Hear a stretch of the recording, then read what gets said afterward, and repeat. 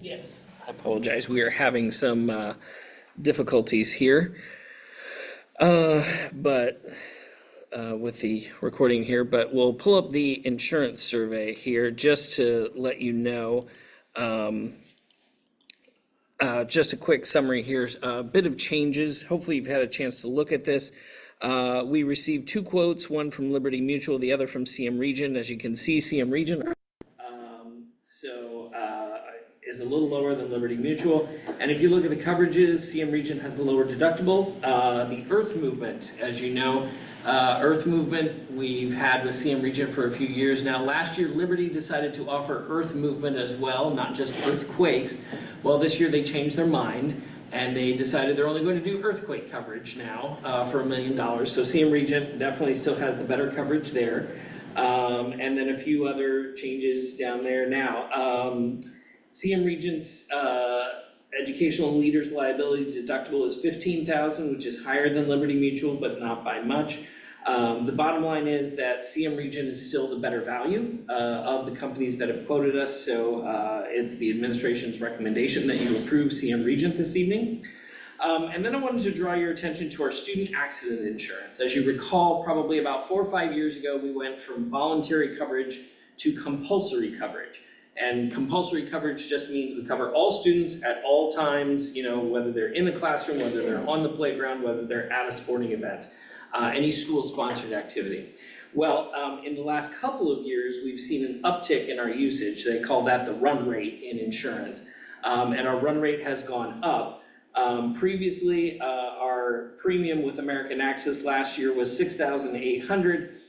Because of our run rate over the last 2 years, you can see, unfortunately, American Access's quote has gone up to $21,183.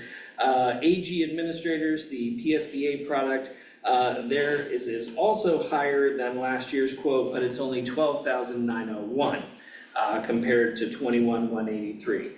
So both are very comparable coverages, similar companies, nothing really different per se.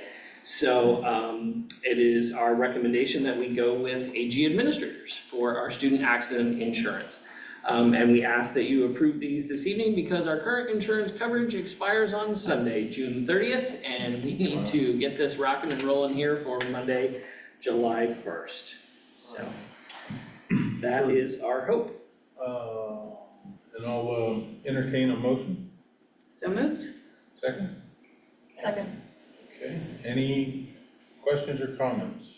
For those newer to the board, I'll just add some historical reference. The earth movement portion that John referenced is due to $1 million some odd project that we did a few years back over at Kelly for pyritic shale causing an upheaval in the cafeteria area. So that's one of the coverages that we always look for and like to continue to have. Highly recommended. We did get a little something out of it, but we did. We paid yes. the majority of it. Yes. John, the uptick in the run rate, has that been primarily sports, or has that been is that a result of us doing the? I would say it's definitely a result of us doing the compulsory coverage, making sure, because previously parents had to opt in to this coverage. And one of the things about this coverage is it is secondary to any coverage that a parent might have. So if, you know, a parent has a kid and they get injured on the field, they go to the doctor, they pay, you know, the bills, but if they have a deductible, then this insurance covers that deductible and any catastrophic above that. We have seen an uptick in the coverage for sport. It's primarily sports injuries, not too many, you know, playground injuries or classroom injuries. But again, it's you know, it's coverage that it's available, and especially nowadays, many parents are looking for ways to make sure they can cover their bills. So it's to be expected. So I was just curious what the, you know, if it was an increase in both, if it was one over the other. yeah, it's primarily athletic stuff. Yep. Anything else? Paula? Ms. Lyons? Yes. Dr. Mattis? Yes.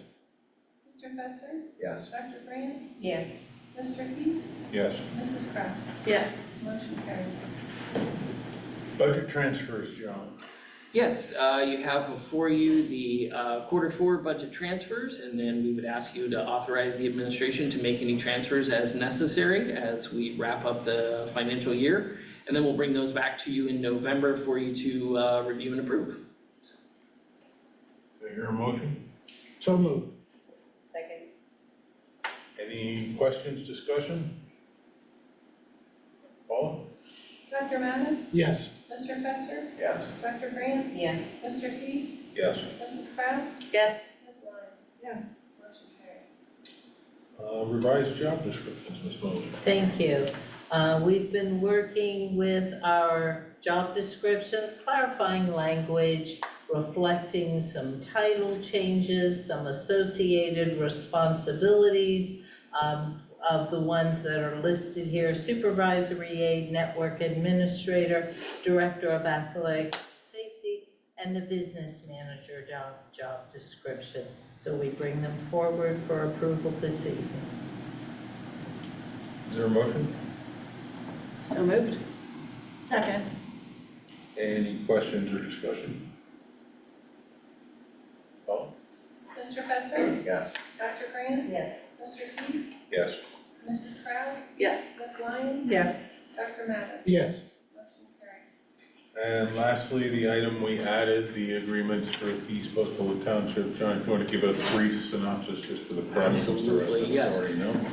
So we received from the East Buffalo Township Solicitor a stormwater management agreement and an improvement guarantee agreement that are related to the work that we are doing at our Pauling complex behind the middle school.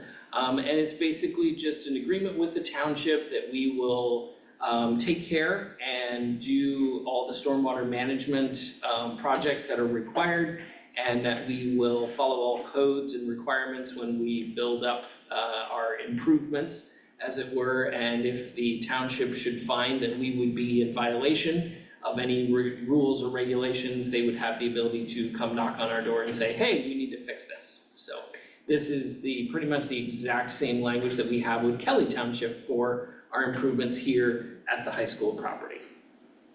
Can I just, point of procedure, I know we had a motion and a second, I don't know that we voted on adding the item. Oh, So just to make sure that we, Yeah, you can do a voice vote. okay. All in favor? Aye. Any opposed? Thank you. Yes. Now, I'll entertain a motion to actually vote on that. so moved. Second. Very good. Any questions or discussion? Okay, Paul. Dr. Grant? Yes. Mr. Heath? Yes. Mrs. Kraus? Yes. Ms. Lyons? Yes. Dr. Mattis? Yes. Mr. Fetzer? Yes. Motion carried. All right. On to board information. The assistant superintendent's report, Vince. I'll give you a few updates tonight on this June evening. Earlier in the year, Mrs. Moser and I applied for transition of Kelly Elementary, our Title I status from targeted assistance to a school-wide program. This is typically, it's only allowed for folks that have poverty levels above 40%, but we've asked for an exception to be included and have a school-wide program because it provides a lot of extra flexibility. So I want you to be aware of that. There's a lot of advantages for that. The flexibility allows us to serve all students at Kelly Elementary, not just specific students that would qualify. All of our students and our teachers would be Title I students, and so it just allows for flexibility for instructional need for our students. There are times when students may need extra assistive reading specialists mid-year, and we can just kind of bring them right into that very easily. Targeted assistance, yeah, a little bit more extra steps and only servicing certain students. So part of that process, though, we'll have to plan for those services and evaluate them yearly. One of the things we'll have to do is do a school-wide plan every year, due in September. It's very similar to what we just did with comprehensive planning, except we do this for Kelly Elementary itself. So we'll have to have a meeting together this summer with some community members, as well as instructional staff, as well as Eric, Kathy, and myself. And we did a lot of that work already in the comprehensive planning stage, and so it's a yearly requirement to use our Title I funds to support our Title I teachers, which would be our reading specialists, cover mainly their salaries. But it's a good step that we have applied for that transition. It was easier than it used to be, and so we're gonna be having that for the next coming school year. So we did get it, so you applied for it, and we got it. We applied, it was a lot easier than we had expected. They kind of changed their level of steps to make that happen. It was fairly easy, it was basically just, you asked for it and explain why you want to do it. And we did that step earlier in the year for starting in the new school year. So applied and granted, yes. Also, personnel report that you have before you tonight, lots of great things. We did a lot of interviewing. Our principals did a great job of bringing great candidates, second round interviews, and we've got awesome potential candidates for teaching, for counseling, for administrative positions, and so I'm looking forward to working with all those if they are approved tonight. And then lastly, I want to extend my heartfelt thanks to Dr. Fairchild for 10 years of dedicated service to the district. Our paths only crossed for this past year. We've got to work on numerous projects related to grants and different building projects and things like that. And I wish you all the best in your future endeavors. Do we have any board liaison committee reports? I don't know if you have any reports. Suntech met last week, pretty much, standard meeting.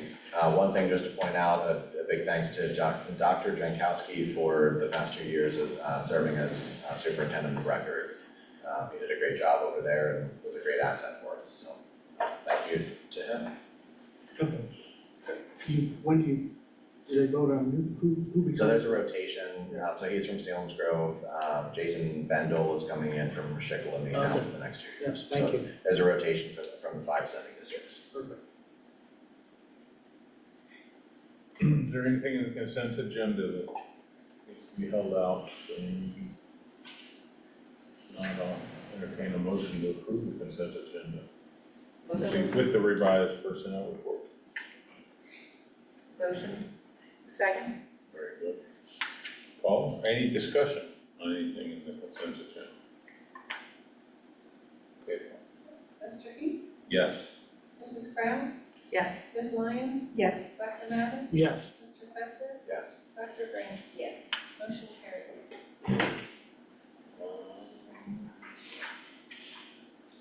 That brings us to citizens' comments on non-agenda items. John, Nothing online. nothing there. Director's comments. Jamie? Just also excited for some of the positions on the personnel report and sad to see John go, so, but congrats on new things and that's it. Justin? I'm good. You're good. Yeah. I will second Jamie's comments. Jordan? John, thanks for all the work that you've done and adding the humor and the character into the work that you do that, in my mind, is very non-interesting. So, I appreciate the humor and just the deliveries of things that you, like I said, just adding that in and the work that you've done for the district, so thank you. Kristen? Same, John, thank you. Thank you for always taking my calls when I don't understand things, and explaining things delightfully. Will definitely be missed. I don't have new, but I'll say John will be with us yet at this next meeting, and You haven't gotten rid of me just yet. I too have We'll value. repeat everything we just said. I appreciate that. Thank you, John. I have nothing to add, and we'll entertain a motion to adjourn. So moved. Second. Record. Record, see, you got it. What was the old record? 17 minutes.